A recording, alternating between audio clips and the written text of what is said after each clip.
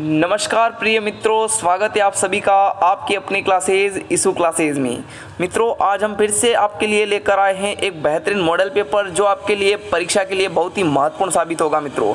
इसलिए आपको सेशन को अंत तक देखना है और इसमें आपके जो है हम हिंदी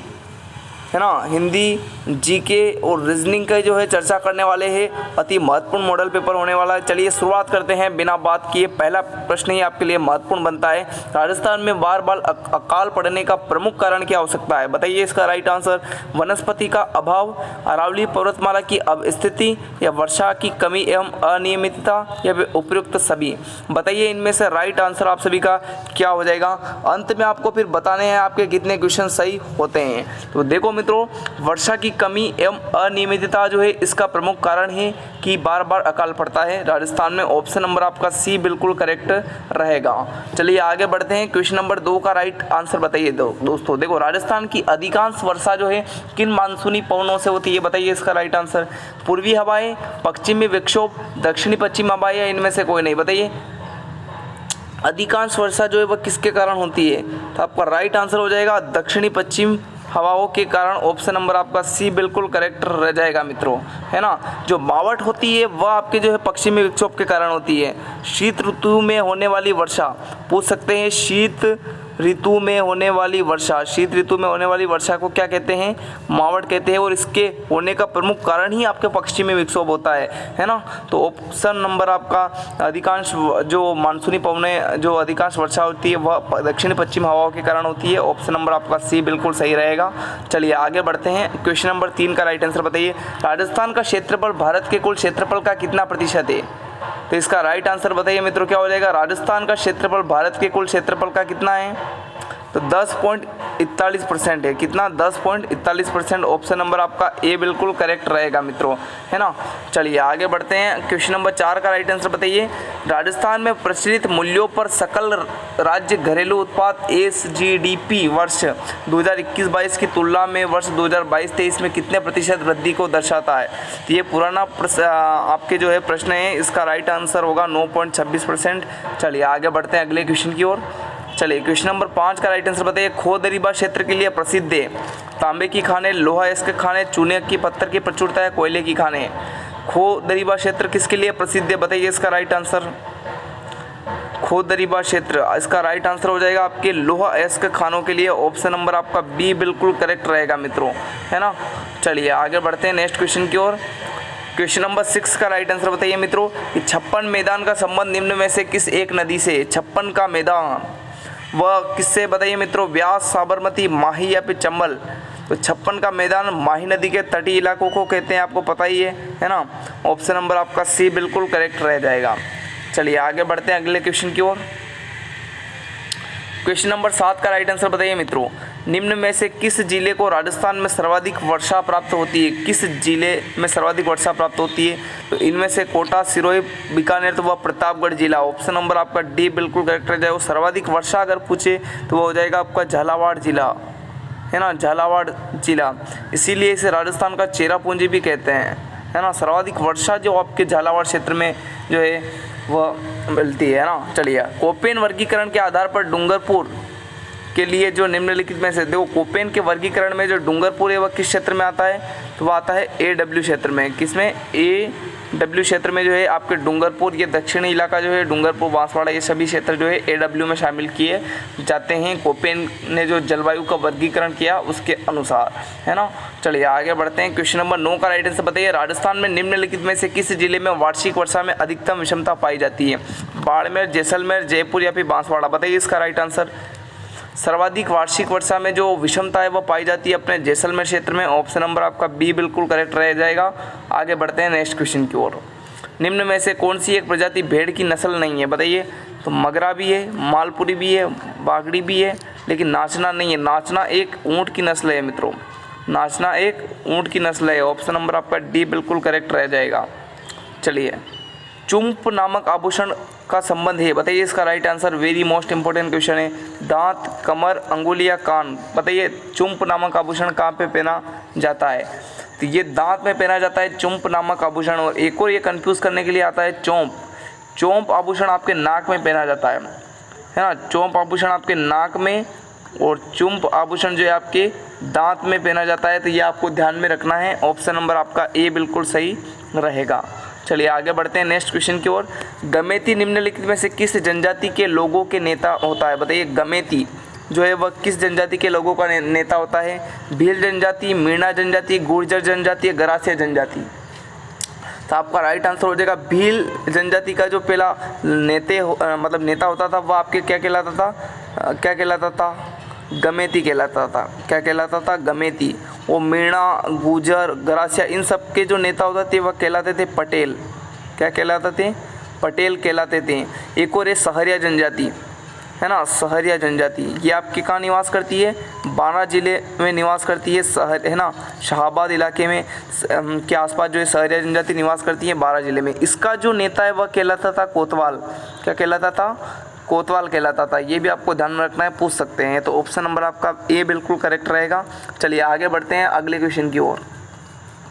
क्वेश्चन नंबर 13 आप सभी का कि राजस्थान में 2011 में राज्य के औसत लिंगानुपात से कम लिंगानुपात रखने वाले जिले कितने हैं? राज्य की औसत लिंगानुपात 928 है। इसके अनुसार आपके 15 जिले जो है 2011 के अनुसार जो है वह गिने जाते हैं। ऑप्शन नंबर आपका डी बिल्कुल करेक्ट रहेगा। चलिए आगे बढ़ते हैं।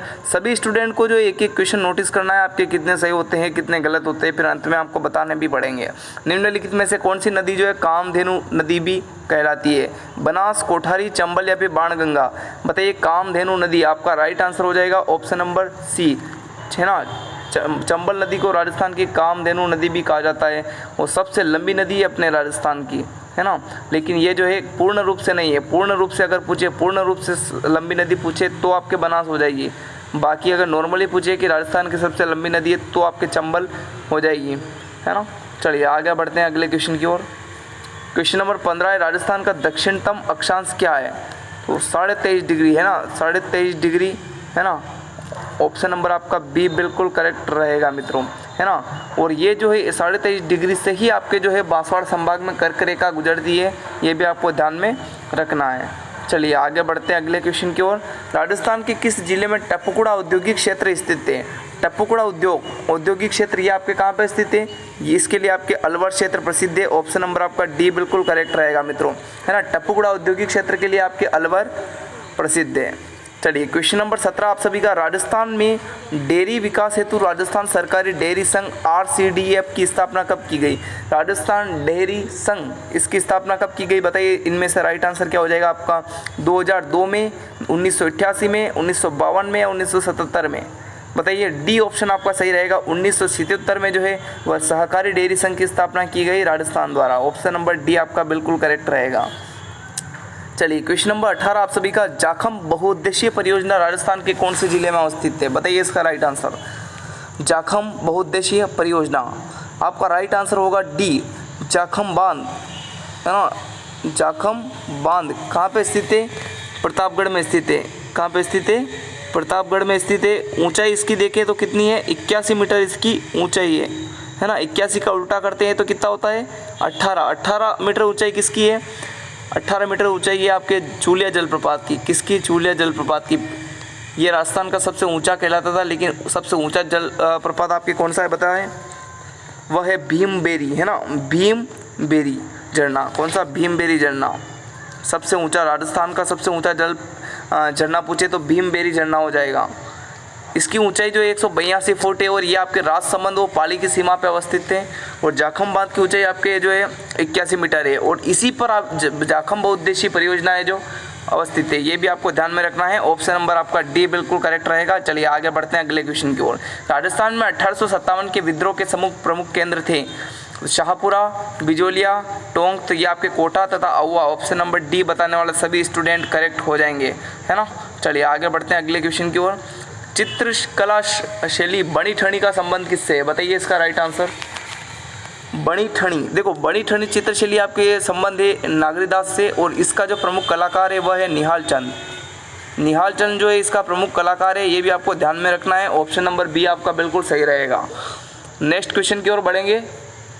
चलिए क्वेश्चन नंबर 21 आप सभी का है, निम्न में से अशुद्ध विपरीतार्थ समूह है। देखो पक्ष का होता है प्रतिपक्ष, आस्तिक का अर्थ होता है नास्तिक, इसका विलोम है ना, और स्वर्ग का नर्क हो जाएगा, लेकिन शामिश का शाकाहारी नहीं होगा मित्रों। ऑप्शन नंबर 4 जो है वो आपके गलत दे रखा है, शामिश का हो जाएगा निरामिष। क्या होगा? शामिश का हो जाएगा निरामिष, और शाकाहारी का होता है विलोम मांसाहारी, है ना। तो शामिश का निरामिष हो जाएगा। ऑप्शन नंबर आपका 4 बताने वाले सभी स्टूडेंट करेक्ट हैं। नेक्स्ट क्वेश्चन की ओर बढ़ेंगे। चलिए क्वेश्चन नंबर 22 का राइट आंसर बताइए। पर्वत रत्न विशेष सूर्य सर्प वृक्ष किस के अनेकार्थिक अर्थ है? बताइए इसका राइट आंसर। गिरि नग भास्कर या फिर सारंग? तो दोस्तों पर्वत रत्न विशेष सूर्य सर्प वृक्ष ये सभी आपके जो है नग के अनेकार्थिक शब्द है। ऑप्शन नंबर 2 बताने वाले सभी स्टूडेंट जो है वह करेक्ट हो जाएंगे। चलिए आगे बढ़ते हैं नेक्स्ट क्वेश्चन की ओर। शुद्ध वाक्यांश बोधक शब्द नहीं है, बताइए क्वेश्चन नंबर 23 का राइट आंसर। शुद्ध वाक्यांश बोधक शब्द कौन सा नहीं है? देखो देखते हैं। जो जीता ना जा सके उसे अजय कहते हैं, आकाश में उड़ने वाला खग, गोद लिया हुआ दत्तक, और जो गिरा हुआ वो पतित। तो देखो आकाश में उड़ने वाला खग बिल्कुल सही है, गोद लिया हुआ दत्तक कहलाता है, जो गिरा हुआ वो पतित। लेकिन जो जीता ना जा सके वो अजय नहीं बल्कि अजय कहते हैं। क्या कहते हैं? अजय, है ना। तो आपका right answer he option number A हो जाएगा, जो कि आपके सुमेलित नहीं था, है ना। चलिए आगे बढ़ते हैं अगले क्वेश्चन की ओर। क्वेश्चन नंबर 24 का राइट आंसर बताइए। चलिए क्वेश्चन नंबर 24 आप सभी का, बुद्धिमान होने का गर्व अर्थबोधक मुहावरा है। बताइए बुद्धिमान होने का गर्व का जो मुहावरा होगा वह कौन सा होगा? अक्ल का दुश्मन, अक्ल पर फटतर पड़ना, अक्ल के घोड़े दौड़ाना, या अक्ल का पुतला?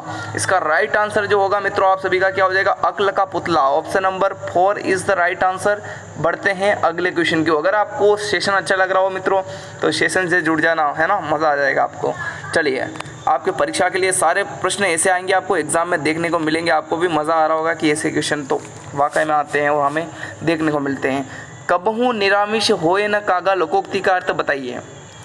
कबहू निरामिष होए न कागा, इस लोकोक्ति का अर्थ क्या होगा? दुष्टों की मित्रता शीघ्र समाप्त हो जाती है, दुष्ट अपनी दुष्टता नहीं छोड़ता, दुष्ट के साथ बुरा व्यवहार करना चाहिए, या कोए और दुष्ट शब्द है वह जगह पाए जाते हैं। कोए और दुष्ट सब जगह पाए जाते हैं। बताइए इसका अर्थ क्या होता है? इस लोकोक्ति का अर्थ क्या होता है? कबहू निरामिष होए न कागा, इसका अर्थ होता है मित्रों दुष्ट जो है अपनी दुष्टता नहीं छोड़ता। ऑप्शन नंबर बी बताने वाले सभी स्टूडेंट जो है वह करेक्ट हैं। चलिए आगे बढ़ते हैं अगले क्वेश्चन की ओर। चलिए इसका राइट आंसर बताइए। यण संधि को दर्शाने वाला विकल्प कौन सा है इसमें से? बताइए आपके 4 विकल्प दे रखे हैं, शीत ऋतु, षडानन, गुरुवाग्य और महोदय। देखो शीत ऋतु, तो इसका क्या होगा? शीत प्लस ऋतु। इसका अगर हम संधि विच्छेद करते हैं तो क्या होता है? शीत प्लस ऋतु। इसमें जो है आपके कौन सी गुण संधि हो जाएगी, है ना। अ प्लस अर मिलके जो है इसका री बन रहा है, तो इसके आपके गुण संधि हो जाएगी षटानन, षडानन। इसमें षट प्लस आनन क्या हो जाएगा? षट प्लस आनन, षट प्लस आनंद। तो इसमें आपके हो जाएगी व्यंजन संधि। इसमें कौन सी हो जाएगी? आपके व्यंजन संधि। और ये आपके यण संधि का पूछ रहा है तो ये गुरु प्लस आज्ञा, है ना, गुरु प्लस आज्ञा, इसमें हो जाएगी आपके यण संधि। और महो प्लस औदार्य, महो प्लस औदार्य, है ना, महो प्लस औदार्य। तो इसमें महो प्लस औदार्य में आपके जो है हो जाएगी वृद्धि स्वर संधि, है ना, वृद्धि स्वर संधि इसमें आपके 4 नंबर में हो जाएगी। आपका right answer option number C होगा, यण संधि गुरुवाज्ञा में है। अगले क्वेश्चन की ओर बढ़ेंगे। क्वेश्चन नंबर 27 का राइट आंसर बताइए। क्वेश्चन नंबर 27 आप सभी का है, निम्नलिखित में से कौन सा संधि विच्छेद नहीं है? बताइए कौन सा इनमें से संधि विच्छेद नहीं है? अभि प्लस सेक, राम प्लस अयन, वी प्लस सम, नी प्लस चय। देखो ये सभी जो संधि विच्छेद है ये सही है ना, लेकिन देखो नी प्लस चय नहीं होता है, नी प्लस चय होता है ना, निश्चय। तो इसमें आपके जो है फिर विसर्ग संधि होगी। कौन सी संधि हो जाएगी? विसर्ग संधि हो जाएगी। ये आपके जो है सही नहीं दे रखा है। ऑप्शन नंबर आपका 4 बिल्कुल करेक्ट रहेगा, है ना। चलिए आगे बढ़ते हैं नेक्स्ट क्वेश्चन की ओर। चलिए क्वेश्चन नंबर 28 आप सभी का है, क्रीड़ा क्षेत्र शब्द का सही समास विग्रह क्या होगा? बताइए इसका राइट आंसर। समास विग्रह आपको बताना है। क्रीड़ा के लिए क्षेत्र, क्रीड़ा और क्षेत्र का समूह क्रीड़ा और क्षेत्र और क्रीड़ा का शब्द। देखो दोस्तों, मैंने संधि जो है इस चैनल पे भी डाल रखी है और दूसरे चैनल पे भी डाल रखी है, जो आपके ईसू जी के ट्रिक के नाम से है। ट्रिक उसकी लिंक जो डिस्क्रिप्शन में दे रखी है, उस पर मैंने संधि समास जो है इतनी बेहतरीन ट्रिक से पढ़ा रखा है। केवल 10 मिनट की वीडियो है, अगर आप देख लोगे ना तो आपके जो है एक भी क्वेश्चन गलत नहीं होगा, इस बात की मैं गारंटी लेता हूँ मित्रों। एक बार आप देख लीजिए, ये क्लासे आपके जो है डिस्क्रिप्शन में लिंक है नेक्स्ट चैनल की। तो देखो, क्रीड़ा क्षेत्र शब्द का सही समास क्या होगा, आपका राइट आंसर बताइए क्या हो जाएगा। तो क्रीड़ा के लिए क्षेत्र, ऑप्शन नंबर आपका फर्स्ट बिल्कुल करेक्ट रह जाएगा मित्रों, है ना। चलिए आगे बढ़ते हैं अगले क्वेश्चन की ओर। 29 का राइट आंसर बताइए, कर्मधारय समास को दर्शाने वाला विकल्प कौन सा है। देखो, नील कमल मतलब नीला है जो कमल, इसमें आपको ऑप्शन नंबर फर्स्ट है बिल्कुल सही रह जाएगा। त्रिभुवन, 3 भुवनों का समूह, त्रिभुवन पहला शब्द संख्यावाची है, मतलब आपके कौन सा हो जाएगा, द्विगु समाज हो जाएगा। कौन सा, द्विगु समाज हो जाएगा। आमरण, आ को अगर नोटिस करोगे तो पहला शब्द आपके उपसर्ग आ रहा है, इसमें आपके अव्ययभाव समास हो जाएगा। समाजद्रोही, समाज का द्रोही तत्पुरुष समास हो जाएगा, है ना। चलिए आगे बढ़ते हैं। क्वेश्चन नंबर 30 का राइट आंसर बताइए कि नीचे हीन और अभाव को दर्शाने वाला उपसर्ग कौन सा है, उप, अव, प्रति या अभी। इनमें से राइट आंसर बताइए क्या हो जाएगा आपका, नीचे हीन और अभाव को दर्शाने वाला उपसर्ग, तो वो हो जाएगा अब। ऑप्शन नंबर आपका 2 बिल्कुल करेक्ट रह जाएगा मित्रों। चलिए आगे बढ़ते हैं। विदेशी भाषा के उपसर्ग से बना शब्द कौन सा है, पुरस्कार, भरपेट, अधकच्चा, वो हो जाएगा हर रोज। विदेशी भाषा का जो शब्द है वो हर रोज हो जाएगा। ऑप्शन नंबर आपका 4। ऐसे प्रश्न आपको जो है डायरेक्टली रट लेने हैं, दिमाग में बैठा लेना है, क्योंकि ऐसे क्वेश्चन डायरेक्टली छप जाते हैं बिना पूछे एग्जाम में, है ना। चलिए आगे बढ़ते हैं। क्वेश्चन नंबर 32 आप सभी का, भाववाचक तद्धित प्रत्यय से बने शब्द को दर्शाने वाला विकल्प। भाववाचक देखो, पनिहार, लालिमा, धनवान, लक्कड़हारा। तो देखो, लालिमा जब सूर्य उगता है तो एक लालिमा एक प्रकार से भाव उत्पन्न कर रहा है, लाल लाल सी लालिमा हो जाती है ना सूर्य के आसपास, तो वो एक प्रकार से उसके भाव हमारे अंदर उत्पन्न हो रहे हैं। तो इसका राइट आंसर ऑप्शन नंबर 2 हो जाएगा, लालिमा, है ना। चलिए आगे बढ़ते हैं। क्वेश्चन नंबर 33, अग्नि को दर्शाने वाला शब्द नहीं है, बताइए इसका राइट आंसर मित्रों। देखो, पावक, कृषाणु और जातवेद, ये तीनों जो है आपके अग्नि के पर्यायवाची है, अग्नि के जो है पर्यायवाची है। लेकिन चमू जो है दोस्तों आपके सेना का पर्यायवाची है, एक तरह से सेना का पर्यायवाची है ना। ऑप्शन नंबर आपका 3 बिल्कुल करेक्ट रहेगा, चमू सेना का पर्यायवाची है। चलिए आगे बढ़ते हैं। सेशन आपको अच्छा लग रहा है ना, एक बार कमेंट करिए मित्रों। कौन सा शब्द समूह कमल का पर्यायवाची है, बताइए कमल का पर्यायवाची। अब उदक, देखो शतदल है ना, शतदल, नलिन, ताम्रस, ये आपका ऑप्शन नंबर 4 ही बिल्कुल करेक्ट रह जाएगा। कमल का पर्यायवाची नलिन, ताम्रस, शतदल है ना। ऑप्शन नंबर 4 आपका बिल्कुल करेक्ट रह जाएगा। चलिए आगे बढ़ते हैं। विषाद शब्द का विपरीतार्थक शब्द कौन सा है, बताइए। विषाद शब्द का विपरीतार्थक शब्द, तो विषाद का क्या हो जाएगा, बताइए इसका राइट आंसर। आह्लाद, क्या हो जाएगा, आह्लाद। ऑप्शन नंबर 2 बताने वाले सभी स्टूडेंट जो है वह बिल्कुल करेक्ट हो जाएंगे। कौन सा विकल्प विलोम शब्दों को नहीं दर्शाता है, सम्मुख का विमुख होता है बिल्कुल, संयोग का सुयोग नहीं होता है मित्रों, संयोग का वियोग होता है। क्या होता है, वियोग होता है। ऑप्शन नंबर आपका 2 बिल्कुल करेक्ट रहेगा। गरिमा का लगिमा, राग का विराग, बिल्कुल सही है। बस केवल ऑप्शन नंबर 2 सही नहीं था, जो हमने बिल्कुल सही कर दिया है। चलिए आगे बढ़ते हैं। क्वेश्चन नंबर 37 आप सभी का है, चीर और चीर शब्द युग्मों को अर्थ होता है। देखो, चीर एक है आपके छोटी मातर और एक है आपके बड़ी मात्रा, तो बताइए चीर और चीर का अर्थ क्या होता है। तो देखो, जिसमें छोटी मात्रा है इसका अर्थ होता है बहुत समय तक, है ना। क्या होता है, बहुत समय तक। और इस बड़ी वाले चीर का अर्थ होता है कपड़े, वस्त्र, है ना। तो आपका राइट आंसर इसमें ऑप्शन नंबर 2 हो जाएगा। 2 बताने वाले सभी स्टूडेंट करेक्ट हैं।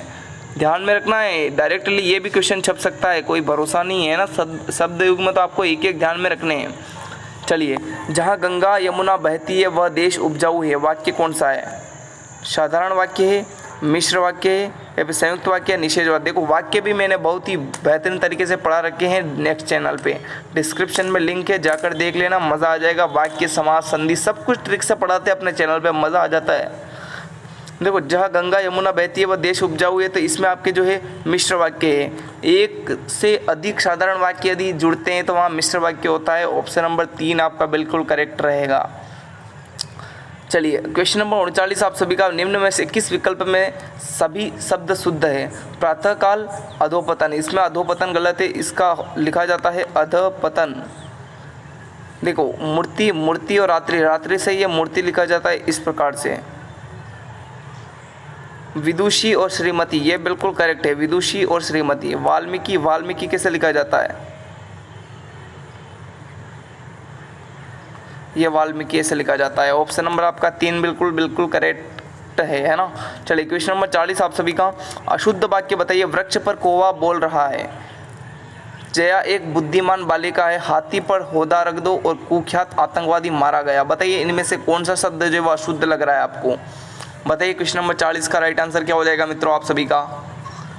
अशुद्ध वाक्य आपको लग रहा है मित्रों कि जया एक बुद्धिमान नहीं, बुद्धिमान बालक होते हैं, बालिका क्या होती है? बुद्धिमती होती है। तो बुद्धिमान की जगह क्या आना था? बुद्धिमती। जया एक बुद्धिमती बालिका है। ऑप्शन नंबर आपका 2 बिल्कुल करेक्ट रहेगा मित्रों। चलिए आगे बढ़ते हैं। Question number 41। चलो आ गई आपके रीजनिंग। रीजनिंग के क्वेश्चन बताइए आप। तो m × n बराबर 13-14 है ना, 13-14। तो a × r बराबर, देखो अंग्रेजी वर्णमाला में m आता है 13 पे, इंटू n कितने पे आता है? 14 पे। उसी प्रकार ये भी हो रहा है a × r। तो a कितने पे आता है? 6 पे, और r कितने पे आता है? 18 पे। तो 6 × 18 ऑप्शन नंबर आपका 4 बिल्कुल सही रहेगा, है ना। चलिए आगे बढ़ते हैं अब। चलिए क्वेश्चन नंबर 42 आप सभी का है। यदि किसी भाषा में a का कूट 1 है, b का कूट 2 है और आगे भी ऐसे ही रहे, तो इसका अर्थ a का अगर 1 है तो z का 26 रहेगा। मतलब वही अंग्रेजी वर्णमाला। इस प्रकार से हम इसका देख लेते हैं। BIDDIC, तो b का हो जाएगा 2, i का हो जाएगा 9, d का हो जाएगा 4, इस d का भी हो जाएगा 4, इसका हो जाएगा i का 9, इस c का हो जाएगा 3। तो 29, 44, इस सी का 3 हो जाएगा, है ना।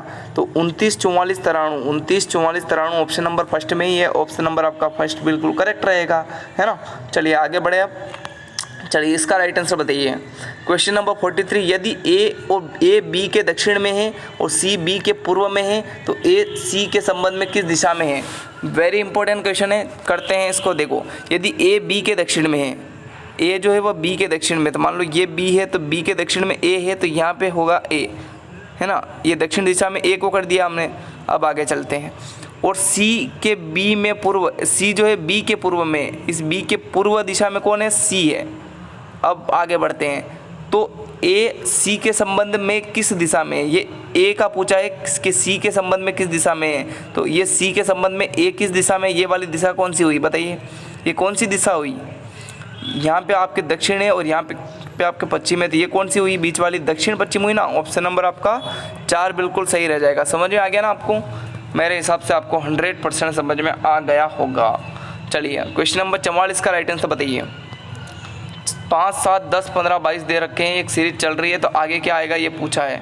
तो देखो देखते हैं क्या चल रहा है यहाँ पे। 5, अगर 5 में 2 जोड़े तो हो जाएगा 7, 7 में 3 जोड़ेंगे तो हो जाएगा आपके 10, 10 में 5 जोड़ेंगे तो हो जाएगा 15, और 15 में 7 जोड़ेंगे तो हो जाएगा कितने हो जाएंगे? 15 में 7 जोड़ेंगे तो 22, फिर 22 में हम 9 जोड़ देंगे तो 22 में 9 जोड़ेंगे तो 31 हो जाएगा, है ना। यही तो सीरीज चल रही है। देखो 2 और 3 में हमने 1 प्लस किया, फिर 3 यहाँ 2 प्लस किए, यहाँ पे भी 2 प्लस किए, यहाँ पे भी 2 प्लस किए, तो यहाँ पे भी हम 2 प्लस करेंगे तो 5 और 2 कितने हो जाएंगे? 7 है ना, 7। उसके बाद 2 प्लस के 7, तो यहाँ पे हम कितने? 8, 9 प्लस करेंगे, है ना। तो अगर 7 में 2 प्लस करेंगे कितने? 9 हो जाएंगे, और 9 जोड़ेंगे हम किस में? 22 में 9 जोड़ेंगे तो 31 हो जाएंगे। आपका right answer option number first हो जाएगा, है ना। बिल्कुल। चलिए आगे बढ़ते हैं। क्वेश्चन नंबर 45 बताइए। इतनी बड़ी सीरीज चल रही है तो ये क्या चल रहा है? देखिए 703, 665 दे रखे, 607। तो देखो या तो अगर ऐसी सीरीज आपको मिले, या तो उसमें घट रहा होगा या फिर उसमें कुछ स्क्वायर लगा के घट रहा होगा, ऐसा कुछ होगा। आपको बड़े आकार पे सोचना है। जैसे कि हम 703 में से अगर 655 घटाते हैं तो कितना आता है? देखो 13 में से 5 जाएगा तो 8, और यहाँ बचे 9। अब 9 में से 5 जाएगा तो 4, और यहाँ बचे 0, मतलब 48। आगे भी देखते हैं। अगर 655 में से, 1 मिनट, है ना, 655 में से 607 घटाते हैं तो 15 में से 7 जाएंगे तो 8, है ना, और यहाँ बचेंगे 4। अर्थात हम देख सकते हैं कि 48 ही घट रहे हैं। तो उसी प्रकार फिर हम लास्ट में भी 663 में से, है ना, सॉरी हाँ 663 में से हम 48 घटा देंगे तो हमारा जो है राइट आंसर आ जाएगा, है ना।